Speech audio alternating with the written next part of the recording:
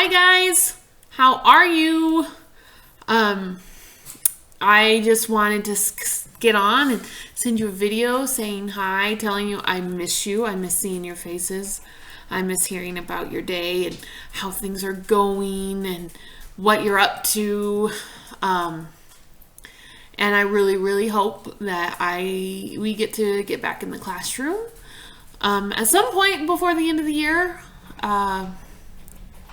I don't know though with the way things are, but the most important thing is that everyone is healthy and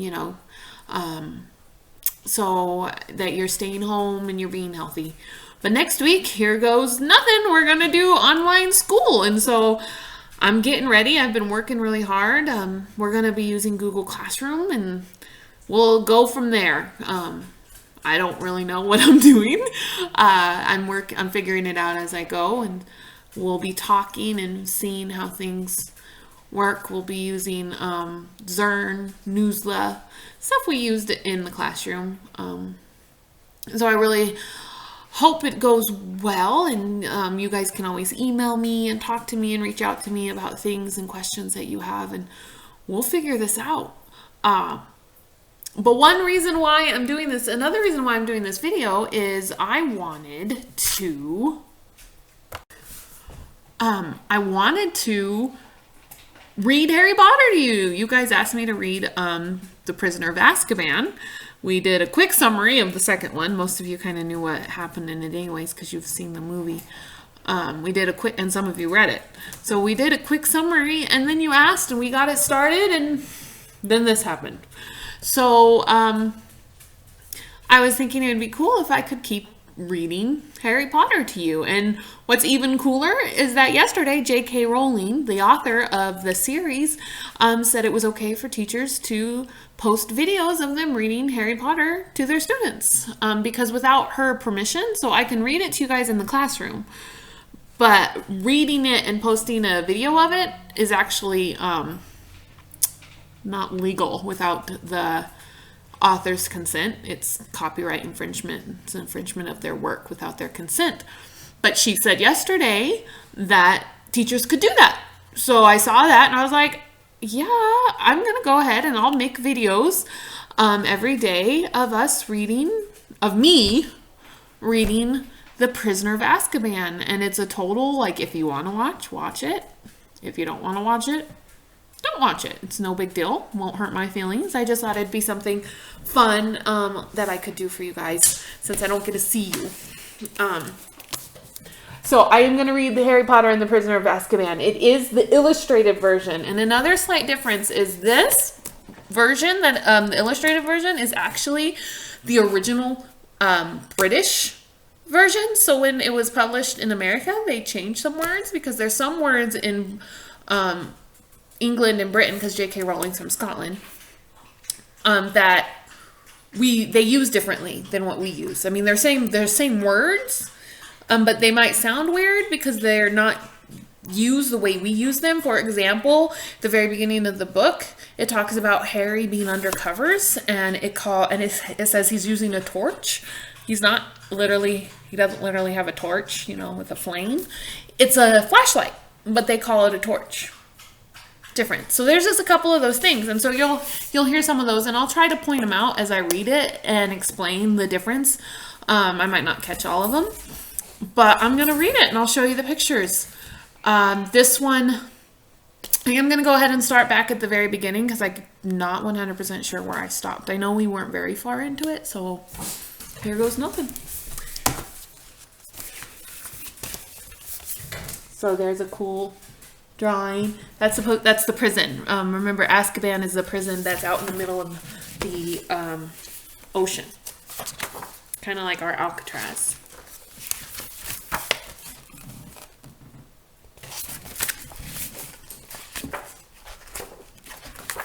Chapter 1, Owl Post.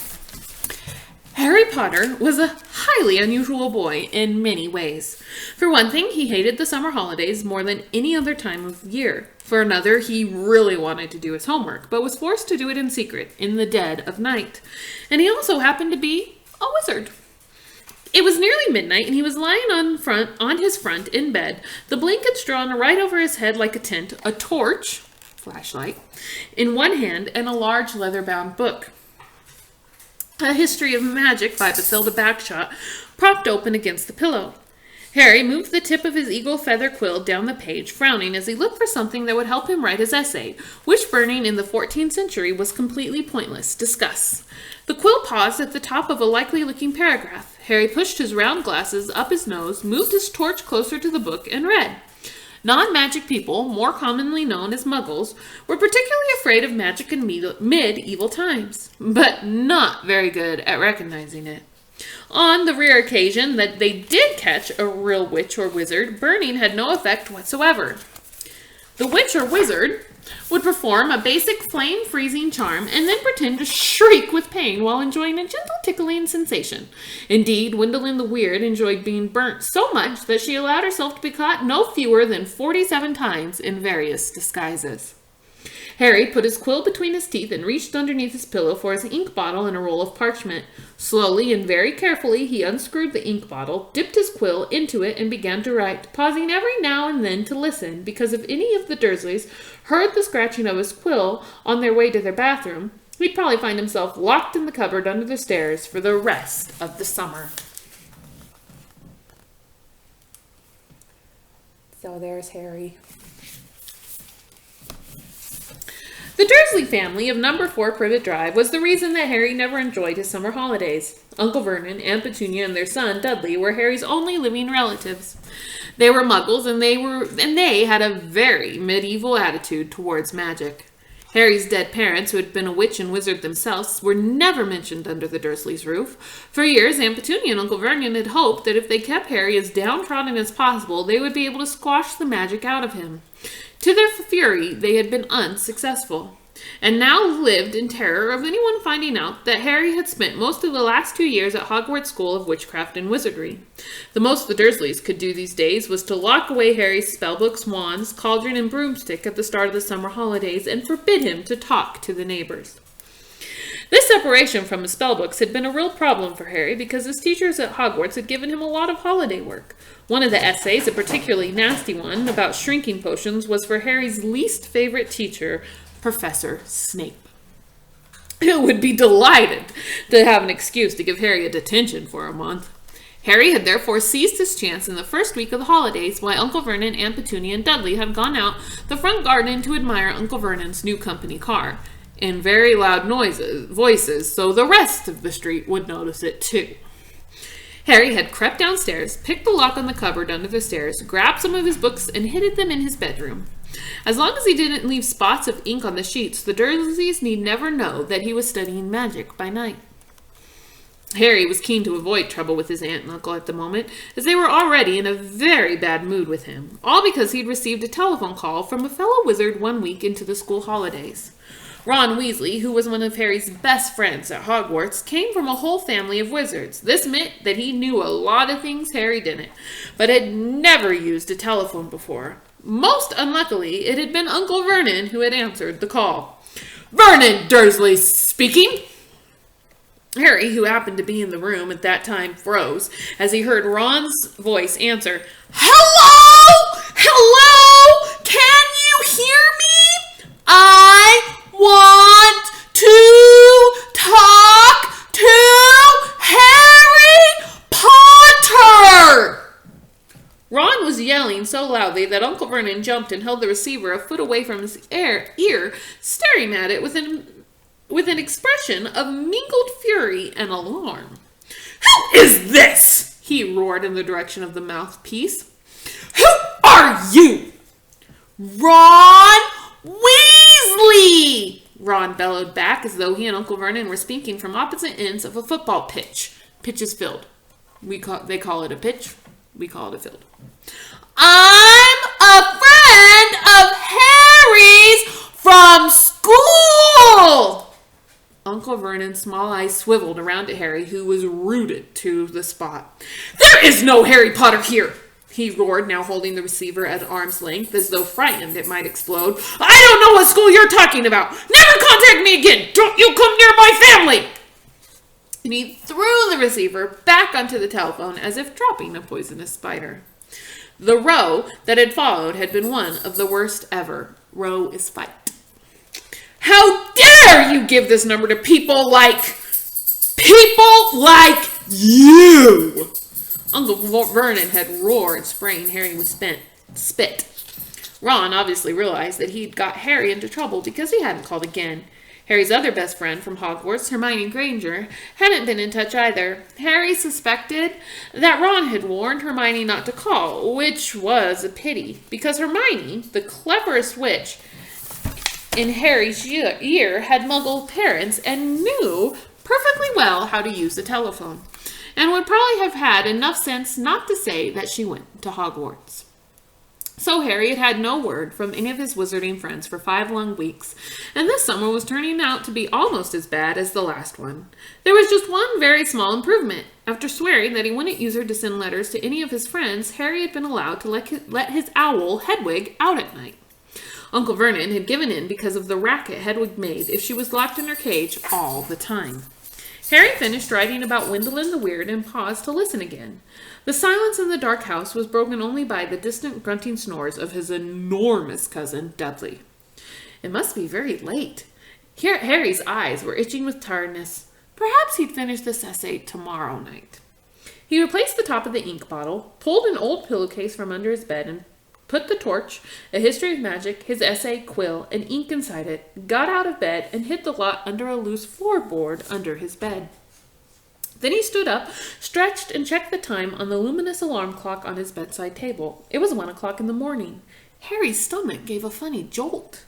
He had been 13 years old without realizing it for a whole hour. Yet another unusual thing about Harry was how little he looked forward to his birthdays. He had never received a birthday card in his life. The Dursleys had completely ignored his last 2 birthdays, and he had no reason to suppose they would remember this one.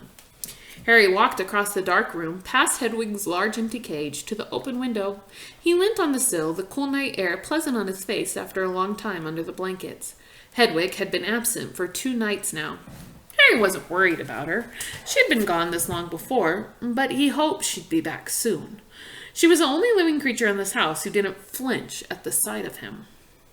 Harry, though still rather small and skinny for his age, had grown a few inches over the last year. His jet-black hair, however, was just as it always had been, stubbornly untidy, whatever he did to it. The eyes behind his glasses were bright green, and on his forehead, clearly visible through his hair, was a thin scar shaped like a bolt of lightning. Of all the unusual things about Harry, this scar was the most extraordinary of all. It was not, as the Dursleys had pretended for 10 years, a souvenir of the car crash that had killed Harry's parents, because Lily and James Potter had not died in a car crash. They had been murdered. Murdered by the most feared dark wizard for 100 years, Lord Voldemort. Harry had escaped from the same attack with nothing more than a scar on his forehead, when Voldemort's curse, instead of killing him, had rebounded upon its originator. Barely alive, Voldemort had fled.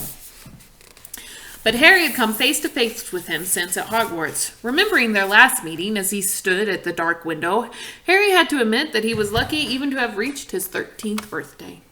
He scanned the starry sky for a sign of Hedwig, perhaps soaring back to him with a dead mouse dangling from her beak, expecting praise.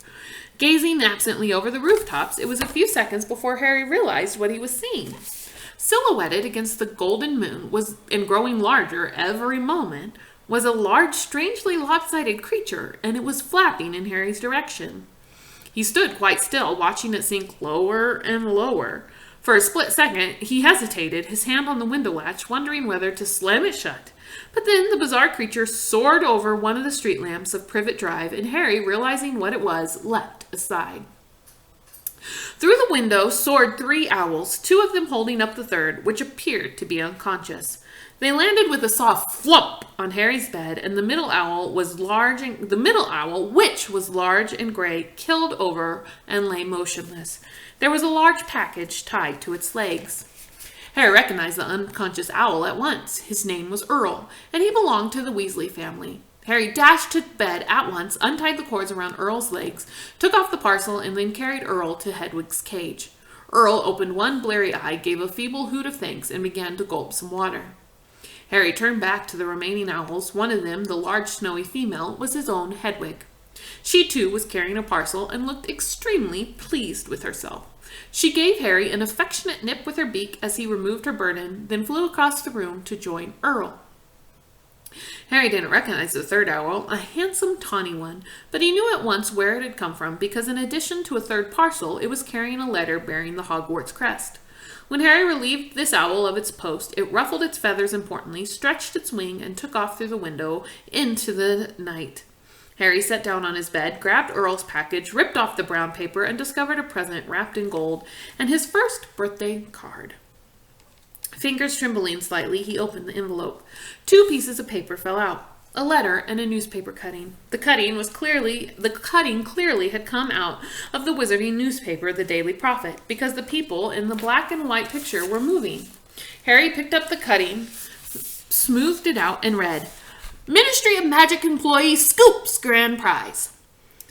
Arthur Weasley, head of the Misuse of Muggle Artifacts Office at the Ministry of Magic, has won the annual Daily Prophet Grand Prize Galleon Draw. A delighted Mr. Weasley told the Daily Prophet, We will be spending the gold on a summer holiday in Egypt, where our eldest son Bill works as a curse breaker for Gringotts Wizarding Bank. The Weasleys family will be spending a month in Egypt, returning for the start of the new school year at Hogwarts, which 5 of the Weasley children currently attend. Harry scanned the moving photograph and a grin spread across his face as he saw all 9 of the Weasleys waving furiously at him standing in front of a large pyramid. Plump little Mrs. Weasley, tall balding Mr. Weasley, 6 sons and 1 daughter, all, though the black and white picture didn't show it, with flaming red hair. Right in the middle of the picture was Ron, tall and gangling, with his pet rat Scabbers on his shoulder and his arm around his little sister Ginny.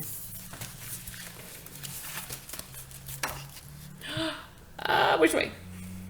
There they are. And there's Ron right there in the middle with Scabbers. Harry couldn't think of anyone who deserved to win a large pile of gold more than the Weasleys, who were very nice and extremely poor. He picked up Ron's letter and unfolded it. Dear Harry, happy birthday! Look, I'm really sorry about the telephone call. I hope the Muggles didn't give you a hard time. I asked Dad, and he reckons I shouldn't have shouted. It's brilliant here in Egypt. Bill's taken us around all the tombs, and you wouldn't believe the curses those old Egyptian wizards put on them. Mom wouldn't let Ginny come in the last one. There were all these mutant skeletons in there of Muggles who'd broken in and grown extra heads and stuff. I couldn't believe it when Dad won the Daily Prophet draw. 700 galleons! Most of it's gone on this holiday, but they're going to buy me a new wand for next year. Harry remembered only too well the occasion when Ron's old wand had snapped. It had happened when the car the 2 of them had been flying to Hogwarts had crashed into a tree in the school grounds. We'll be back about a week before term starts, and we'll be going to London to get my wand and our new books. Any chance of meeting you there? Don't let the Muggles get you down. Try and come to London. Ron. P.S. Percy's head boy. He got the letter last week. Harry glanced back at the photograph. Percy, who was in his 7th and final year at Hogwarts, was looking particularly smug. He had pinned his head boy badge to the fez, perched jauntily on top of his neat hair, his horn-rimmed glasses flashing in the Egyptian sun. Harry now turned to his present and unwrapped it. Inside was what looked like a miniature glass spinning top. There was another note from Ron beneath it. Harry, this is a pocket sneakoscope. If there's someone untrustworthy around, it's supposed to light up and spin. Bill says it's rubbish, sold for wizard tourists and isn't reliable because it kept lighting up at dinner last night. But he didn't realize Fred and George had put beetles in his soup. Bye, Ron. Bye, Ron. Huh, Fred and George doing something untrustworthy. Harry put the pocket sneakoscope on his bedside table, where it stood quite still, balanced on its point, reflecting the luminous hands of his clock. He looked at it happily for a few seconds, then picked up the parcel Hedwig had brought. Inside, this too, there was a wrapped present, a card, and a letter, this time from Hermione. Dear Harry, Ron wrote to me and told me about his phone call to your Uncle Vernon. I do hope you are all right. I'm on holiday in France at the moment, and I didn't know how I was going to send this to you. What if they'd opened it at customs? But then Hedwig turned up. I think she wanted to make sure you got something for your birthday for a change. I bought your present by owl order. There was an advertisement in the Daily Prophet. I've been getting it delivered. It's so good to keep up with what's going on in the wizarding world. Did you see that picture of Ron and his family a week ago? I bet he's learning loads. I'm really jealous. The ancient Egyptian wizards were fascinating. There's some interesting local history of witchcraft here, too. I've rewritten my whole history of magic essay to include some of the things I've found out. I hope it's not too long. It's 2 rolls of parchment more than Professor Binns asked for. Ron says he's going to be in London in the last week of the holidays. Can you make it? Will your aunt and uncle let you come? I really hope you can. If not, I'll see you on the Hogwarts Express on September the 1st. Love from Hermione. P.S. Ron says Percy's head boy. I'll bet Percy's really pleased. Ron doesn't seem too happy about it. Harry laughed again as he put Hermione's letter aside and picked up her present. It was very heavy. Knowing Hermione, he was sure it would be a large book full of very difficult spells, but it wasn't. His heart gave a huge bound as he ripped back the paper and saw a sleek black leather case with silver words stamped across it. Broomstick Servicing Kit. Wow, Hermione, Harry whispered, unzipping the case to look inside. All right, guys, that's it. It'll be about 20 minutes. I'll do about 20 minutes each time. I hope you enjoy. Bye.